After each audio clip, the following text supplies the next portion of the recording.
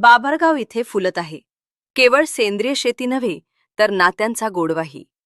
माजी मुख्यमंत्री दिवंगत विलासराव देशमुख यांच्या पत्नी वैशालीताई देशमुख यांनी आपल्या जिद्द आणि दूरदृष्टीच्या जोरावर शेतीत नवा आदर्श निर्माण केला आहे. ड्रॅगन फ्रूट सोबतच सेंद्रिय पद्धतीने घेतलेली टरबूजाची लागवड आज भरघोस उत्पादन देत आहे.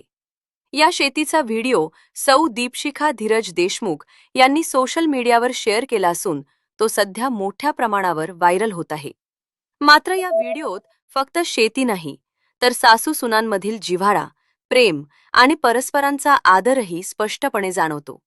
माझ्या आईसमान सासूबाई अतिशय उत्तम शेती करत आहेत. त्यांच्या कार्यातून अनेक महिलांना प्रेरणा मिळत आहे, अशी भावना दीपशिखा देशमुख यांनी व्यक्त केली आहे. एवढ्या मोठ्या आणि प्रतिष्ठित कुटुंबातील व्यक्ती स्वतः शेतीकडे वळून शाश्वत आणि सेंद्रिय शेतीचा संदेश देत आहेत, ही बाब निश्चितच समाजासाठी प्रेरणादायी आहे. शेती ही केवळ व्यवसाय नाही, तर संस्कार आणि समृद्धीचा मार्ग आहे. हेच या उपक्रमातून अधोरेखित होत आहे.